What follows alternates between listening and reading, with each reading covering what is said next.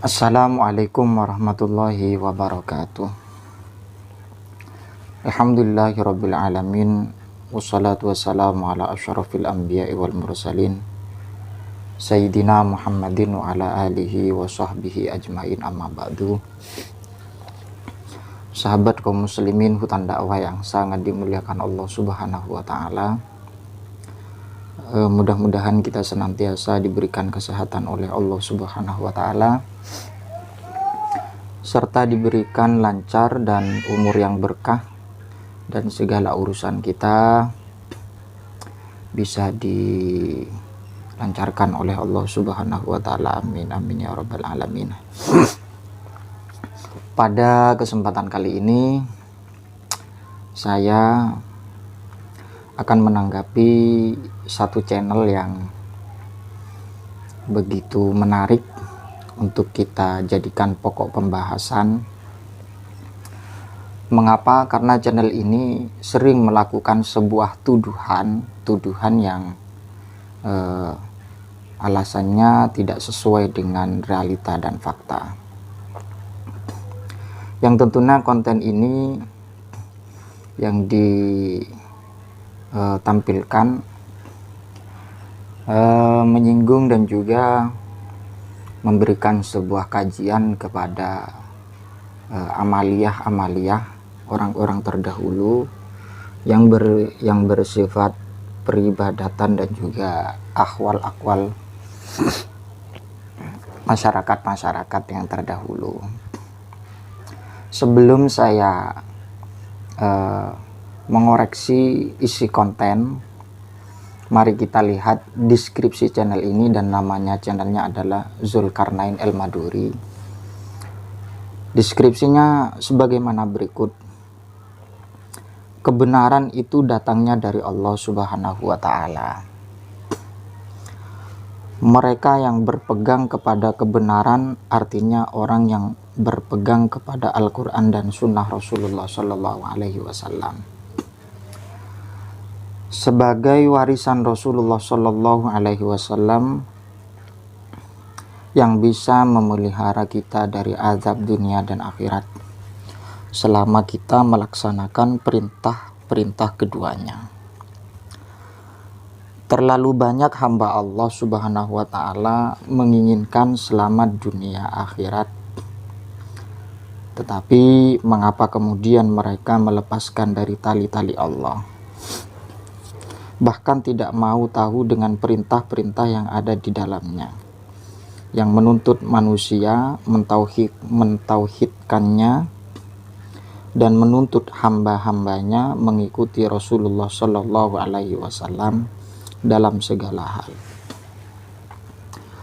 Rasulullah Shallallahu Alaihi Wasallam tidak meninggalkan warisan harta dunia dan seisinya, tapi Rasulullah Shallallahu Alaihi Wasallam meninggalkan warisan Al-Quran dan Sunnah dengan sebuah harapan mereka hamba-hambanya bisa berpijak nada keduanya di dalam mengarungi perjalanan hidupmu.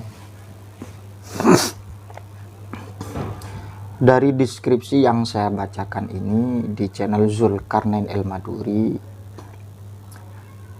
saya sepakat bahwa di dalam mencetuskan permasalahan atau problem yang terjadi di masyarakat, khususnya dalam peribadatan, memang tidak lepas dari dua poin untuk mencari kebenaran dan untuk menjadi orang yang benar. Yang pertama adalah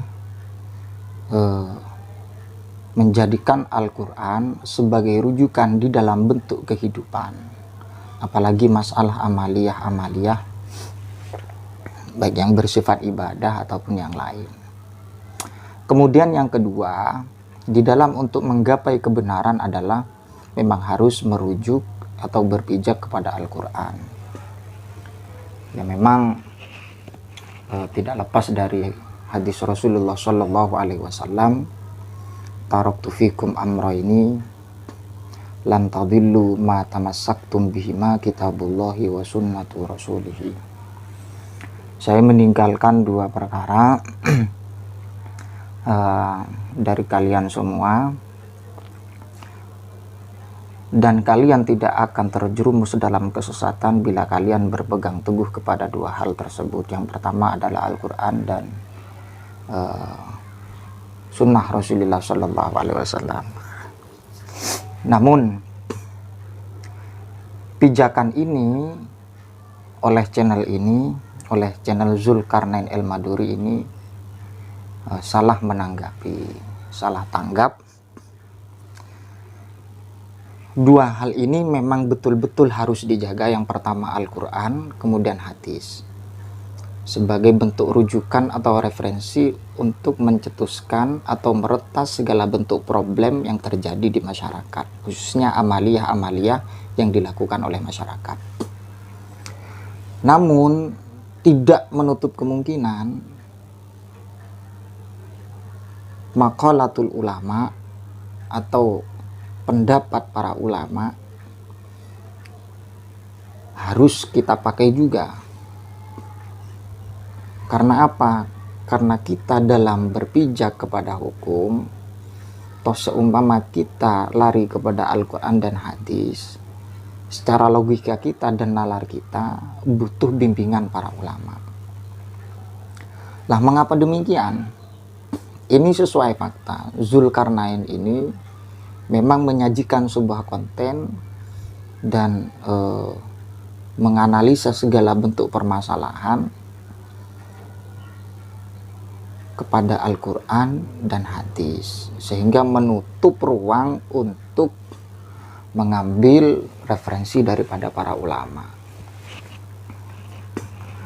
Sehingga apa yang terjadi ketika dua poin ini jadikan pentolan utama? Ketika ada permasalahan yang memang tidak disinggung oleh Al-Quran dan kemudian tidak disinggung dengan hadis secara soreh, secara letterlek, secara redaksi, maka hal itu dianggap bid'ah. Dan ketika bid'ah menurut Zulkarnain El-Maduri ini, maka ranahnya kepada bid'ah madmumah. Karena mohon maaf, Zulkarnain channel ini memang nuansanya nuansa salafi, memang nuansa salafi, sehingga menanggapi permasalahan, menanggapi sesuatu ketika tidak bertendensi kepada Al-Quran dan hadis dan tidak ada di zaman Rasulullah, maka hal itu dianggap bid'ah. Udah kemudian dianggap bid'ah, maka tidak ada ruang lingkup pada bid'ah mahmudah dan juga bid'ah yang bersifat hasanah dan sebagainya. Karena versi Salafi Wahabi yang diterapkan oleh Zulkarnain El-Maduri ini, posisi bid'ah memang bid'ah yang tidak sesuai dengan ajaran Rasulullah Shallallahu Alaihi Wasallam, seperti itu. Lah, mengapa demikian? Satu contoh saja. Kita bahas dalam satu furu'iyah dalam masalah zikir atau doa bersama. Zikir atau doa bersama ini dianggap bid'ah sekalipun ada hadis, tapi hadisnya masih diperselisihkan. Ada yang mendhaifkan, ada yang menganggap hasan. Lah, kemudian hal ini oleh Zulkarnain El-Qarafi ditelan mentah-mentah. Padahal kasus ini sudah lama dibahas oleh para ulama. Masalah zikir dan doa bersama. Jadi mohon maaf, sekiranya untuk memahami Al-Quran dan hadis kita harus butuh maqalatul ulama. Karena apa? Dalam mengkaji Al-Quran dan mengkaji hadis itu ada mekanismenya, ada manhajnya di dalam untuk menelurkan hukum, atau bahasa kerennya di pesantren adalah dalam istidlalul hukmi, kemudian istinbatul hukmi. Karena nalar kita, cara berpikir kita, ketika tanpa daripada manhaj para ulama, maka apa yang terjadi? Seperti Zulkarnain El-Maduri ini menelan mentah-mentah Al-Quran dan menelan mentah-mentah hadis, kemudian menghakimi problem permasalahan amaliyah yang menjadi tradisi ulama terdahulu. Ini merupakan sebuah bentuk pembodohan. Saya sepakat dalilnya Al-Quran, kemudian dalilnya hadis, sebagai bentuk ranah kita untuk mencapai pemahaman Al-Quran dalam rangka istinbatul hukmi, istidlalul hukmi, cara penggalian hukum, maka kita mengikuti manhaj para ulama. Karena dalam masalah istidlalul hukmi, mestinya kita lari kepada kajian usul fikih. Karena apa? Dalam kita melakukan hukum lewat Al-Quran, yang pertama adalah ada yang bersifat mantuk soreh, ada yang tidak mantuk ghairu soreh. Jadi ada dua.